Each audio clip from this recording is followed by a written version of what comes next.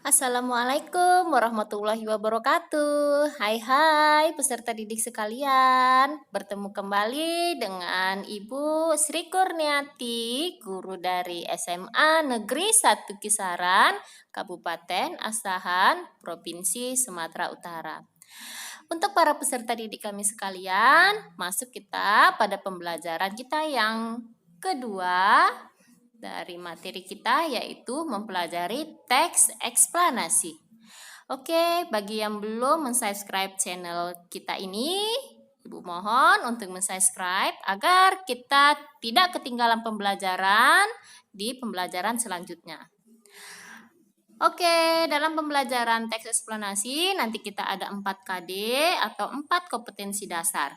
Di sini Ibu akan menjelaskan hanya 1 kompetensi dasar dengan 2 indikator. Para peserta didik yang Ibu sayangi, di sini KD-nya adalah mengidentifikasi informasi dalam teks eksplanasi lisan dan tulisan. Jadi diharapkan dalam pembelajaran ini peserta didik mampu memahami informasi berupa pengetahuan dan urutan kejadian dari yang didengar atau yang dibaca. Yang kedua, peserta didik mampu menemukan makna tersirat dalam teks eksplanasi. Oke, untuk lebih lanjut, kita lihat video tayangan kita selanjutnya, ada contoh teks eksplanasi.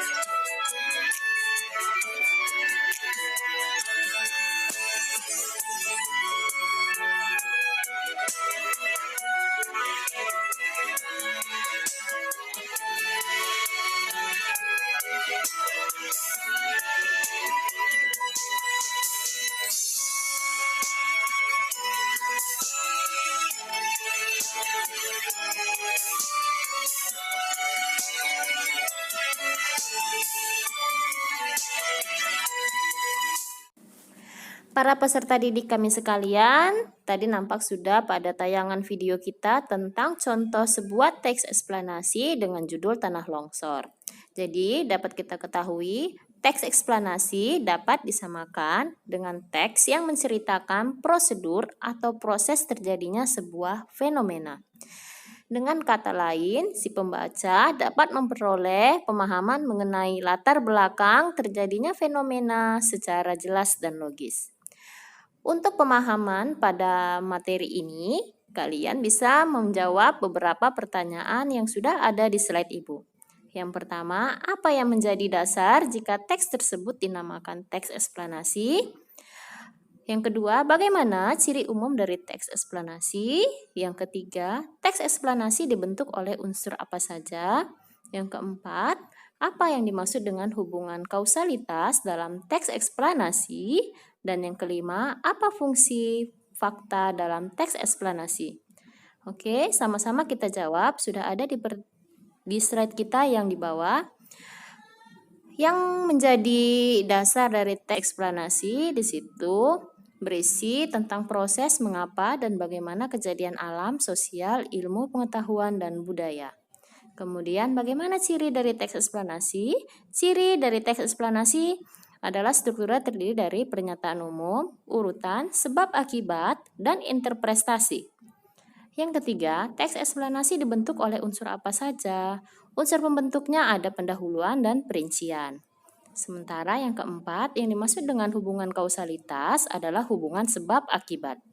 Dan yang kelima, apa fungsi fakta dalam eksplanasi? Fungsi fakta dalam eksplanasi adalah untuk menyampaikan kebenaran dari informasi yang terdapat dalam tulisan. Jadi, untuk kita pemahaman dalam materi teks eksplanasi ini, kita harus bisa menjawab 5 pertanyaan dari yang kita buat. Sebelum kita masuk ke menemukan makna tersirat dalam teks eksplanasi secara lisan dan tulisan, di sini para peserta didik harus mengetahui ada 4 jenis paragraf berdasarkan letak kalimat utamanya. Ada 4 jenis paragraf. Yang pertama induktif, yang kedua deduktif, yang ketiga campuran, dan yang keempat naratif. Ibu jelaskan dengan singkat.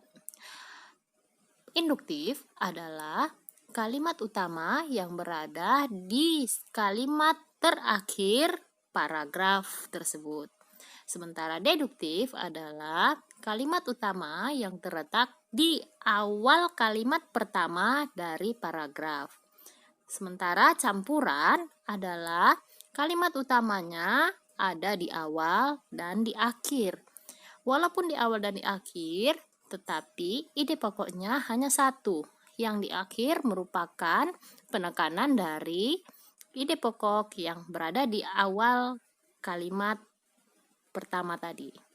Sementara naratif adalah paragrafnya berisi cerita atau pengisahan yang berdasarkan urutan pengisahannya secara kronologis dari awal hingga akhir.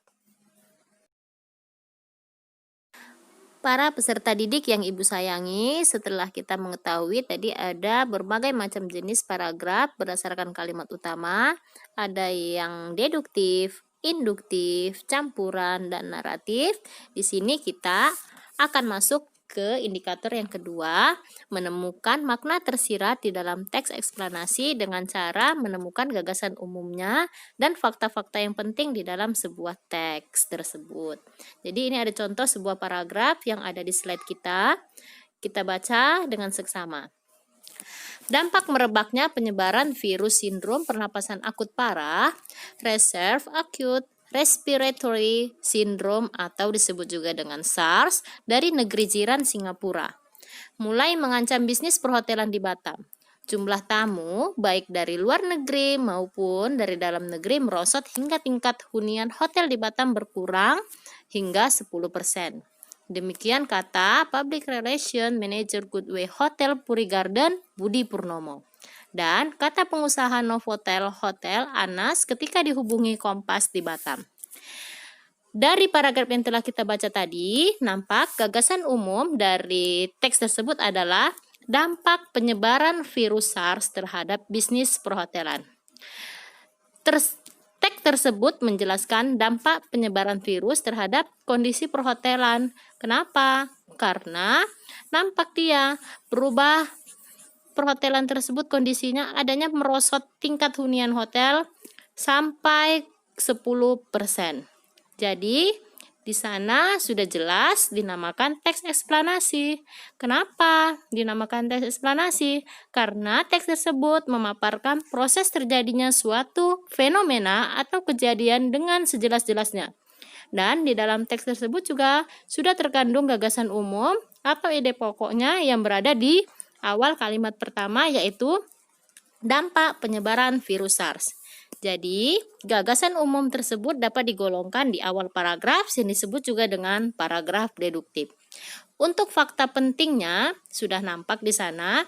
Ada fakta pentingnya apa? Jumlah tamu yang berkurang hingga berapa? Hingga 10%. Berarti sudah ada data yang akurat yang mengatakan bahwa 10% angka kekurangan hunian hotel di Batam tersebut.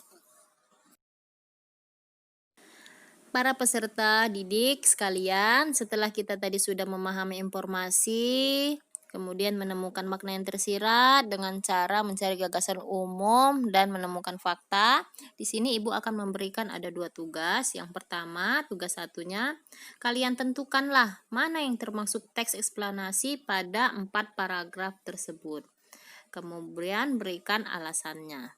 Jadi, di buku latihanmu, tugas 1mu, kamu lihat Misalnya yang A, pertanian yang dilakukan secara konvensional sudah ketinggalan zaman. Cara bertani konvensional ini dipandang tidak mampu meningkatkan produksi sampai ke kualitasnya. Misalnya, oh ini termasuk ke kalimat eksplanasi. Kenapa? Alasan saya seperti ini.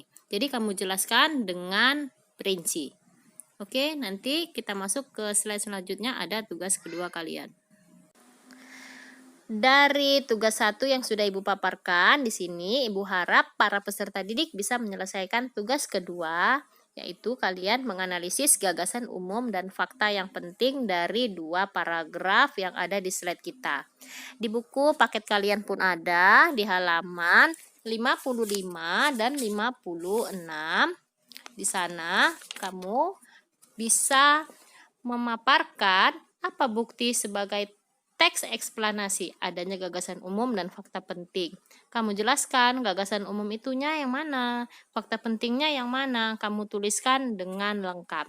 Jadi Ibu harap kalian bisa mengerjakan tugas 1 dan tugas 2 agar lebih memahami penjelasan Ibu untuk KD yang pertama ini tentang mengidentifikasi informasi dalam teks eksplanasi lisan dan tulisan.